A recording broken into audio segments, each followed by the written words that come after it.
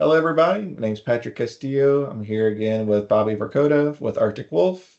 Today, we're going to be talking about security risk assessment and compliance. It's kind of an overarching topic. Absolutely. A lot to cover in this section, but they definitely relate. And it's something that is here for a lot of organizations, whether you know it or whether you don't, because it's not slowing down anytime soon, as we're seeing. Yeah, and on the note of whether you know it or not, when you're looking at compliance, you don't necessarily know what you have to be compliant with unless you know, which sounds, of course, I'm not compliant if I'm not compliant. But if you use credit card processors, you need to be PCI compliant. If you deal with personal health information, you have to deal with HIPAA. If you do contracting with the government, you have to do CMMC. There's a much bigger list of various compliances that you have to meet. Clients in Europe, GDPR. Um, and the scoping of that and why I'm kind of going to be bouncing back and forth between compliance and risk assessment, and then I'll let Bobby make some comments on it too, is like, knowing what needs to be reviewed, what needs to be protected. This is where that risk assessment comes in. And I'm pretty passionate about risk assessments as a whole because you really don't know your lines unless you've drawn them. You don't know, like we in the previous segments, we keep bringing up a castle. If I'm the architect and I'm building this wall around my property, this wall around my central keep, well, where does that line need to be? Where, you know, my email server to kind of go towards the technical piece, where does it sit? Is it in 365 on the internet? Is it on a local server? My critical applications. If I only have two, and by critical applications, it's if this application goes down, I will be materially affected as my business. It's just the simplest way to say that. So you need to know what of these critical applications are, so then you should probably either protect those or have alternatives. Yeah. And I think anyone who's seen any kind of assessment or compliance or due diligence, you know, very few people stand up and clap once you start having to go through all these different requirements for something like compliance or a vendor due diligence if you're going to start working with another organization. And then toss in security topics and technology, right? You can kind of see where some people aren't loving it as much. But the core component there, as you mentioned, Patrick, was do we understand what's most valuable? What are our assets? Our people, our data, our information, our technical tools. Yep. And when I say technical tools, it's not just security tools. It's what makes my business run Yep. day in and day out. And really saying, okay, are we adhering to our own level of operational architecture Yep. and efficiency and maintaining the business?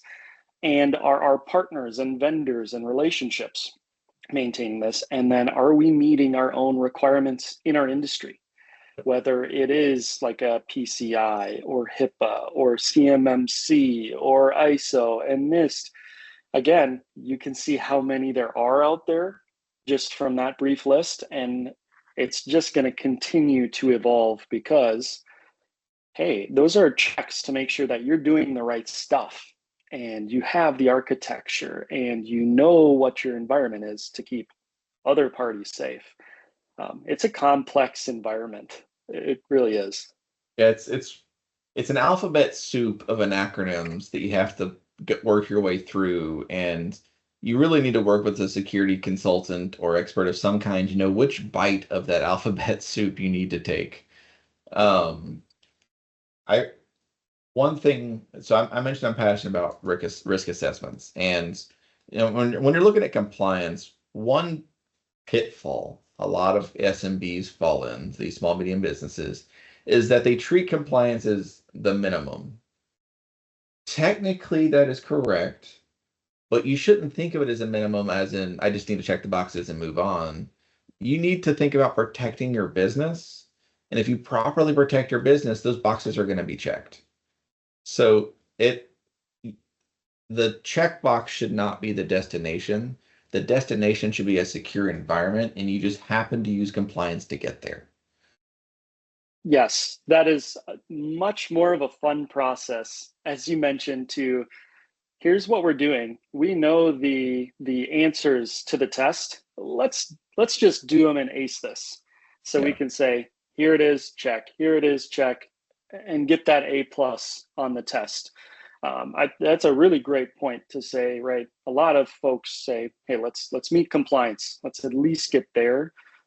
Well, whether that's all you can do, or that's kind of the bar goal, we're seeing it raised consistently.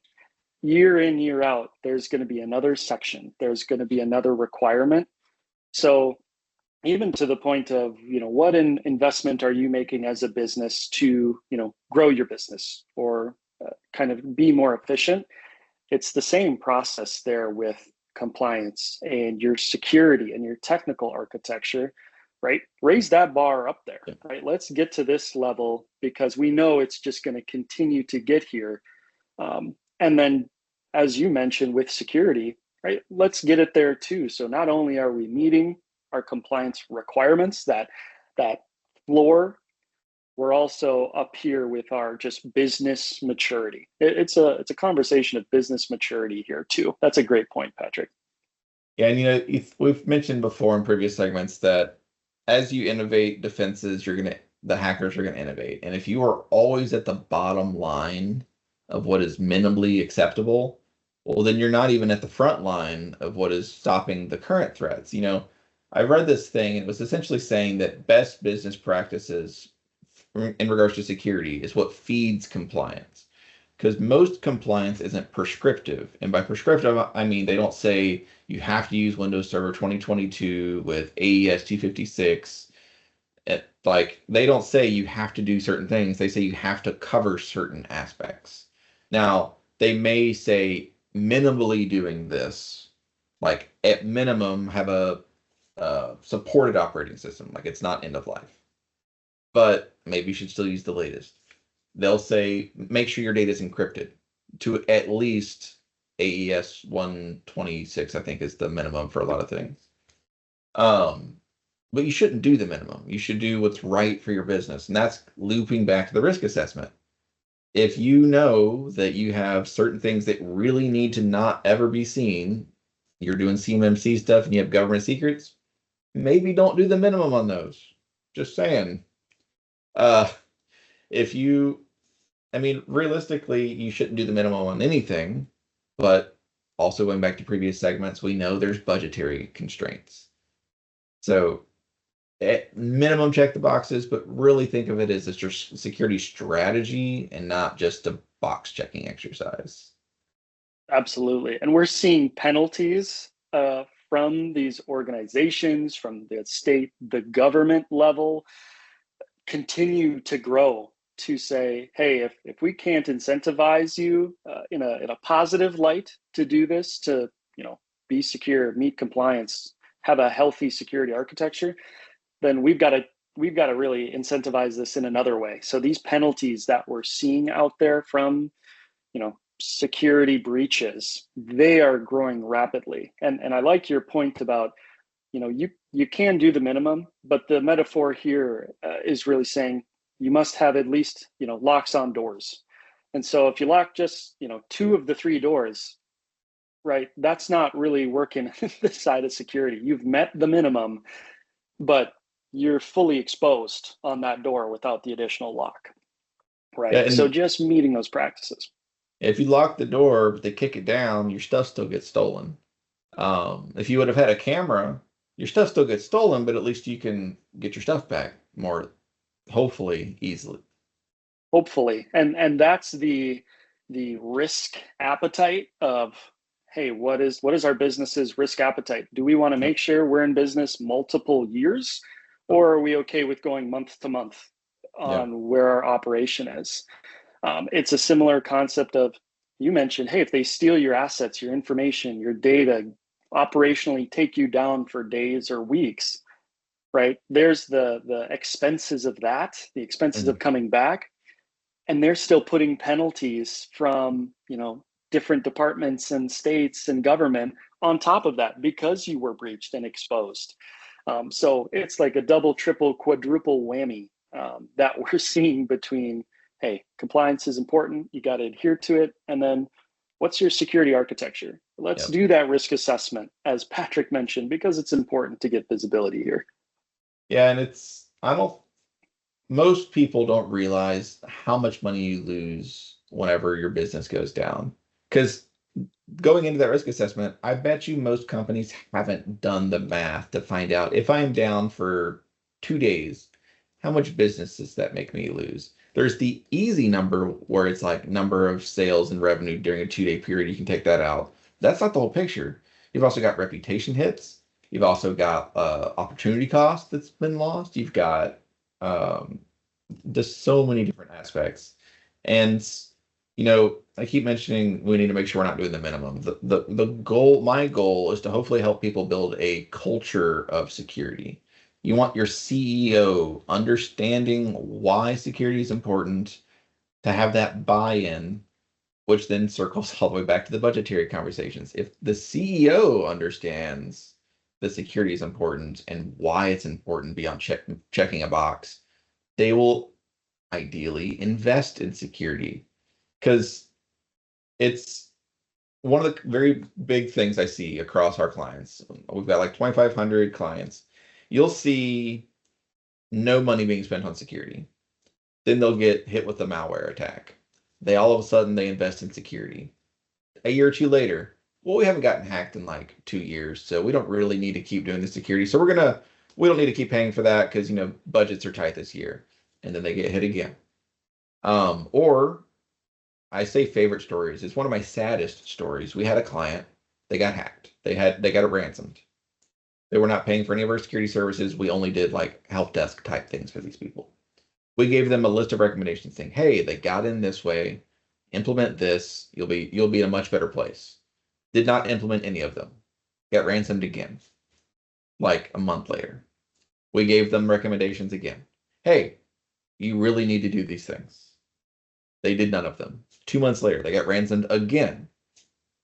At that point, we just decided we did not need to continue that professional relationship because they were not willing to adhere to security practices after being shown that it was bad. So that was our risk assessment. This client is a risk for us because they keep getting compromised and they are unwilling to change. Absolutely. You're talking about like primary loss, the secondary loss that you can't always just calculate on a spreadsheet nicely. All the way to the point of, security is now a pretty widely discussed topic, right? I think most people, you ingest it either through your company, some of those phishing attempts on family or people or spam, or through the news.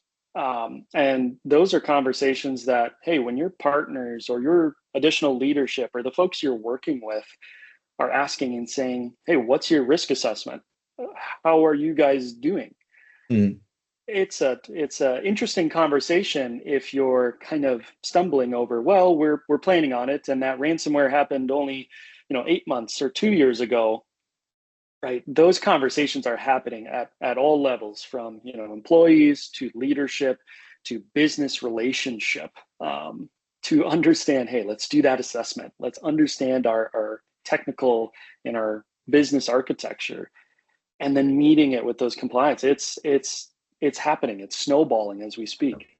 I have heard the term the roller coaster of cybersecurity budget, because you get hacked, the budget goes up. You haven't been hacked, it goes back down. So it's a literal roller coaster of budget for the cybersecurity companies. Now, that is typically for the bigger companies that can dedicate like an entire budget to just security. But realistically, it goes all the way down to the SMB level too. Like, hey, do you want to spend that little bit extra for better antivirus? Do you want to spend that little bit extra for Arctic Wolf? Do you want to spend that little bit extra for X, Y, or Z? The answer should be yes. Let's just say that. But it's you mentioned risk appetite. Where are you on that? Yeah. And I think that roller coaster example, eventually you're going to get sick if you just keep going through those events one way or another, whether You'll it hits crash. the balance sheet, you'll crash, you don't feel good. It's not a fun experience. So I think Patrick mentioned, right, Intiva and Patrick's team has those resources, the tools. Let's get a lay of the land. Let's see where you're at. Where can we put you here in just a business mature context too? Those are all great points, Patrick. Yeah, and just, kind of to wrap up, it really is to me about the culture of security. Everyone from the CEO down to the busboy, if you've got them, needs to understand the security, because combining all the segments we've talked about, everyone needs to understand that they should be aware of what they're reading in their emails. Everyone should be aware of what they're clicking. Everyone should be aware of what they're putting into their systems. The compliance, to talk about a real topic, is to hopefully build that culture. It's that minimum checklist, but the checklist only goes so far. It does. It's complex, but that's where breaking it down into a checklist matters so much too. Yep, you need the checklist, but don't live by the checklist. Absolutely. Absolutely. Wonderful. Patrick, I appreciate your insight here today, and looking forward for more conversations and other things that we've got up and running. Yeah, always great to talk to you, and I'm sure I'll see you again soon. See everybody next time.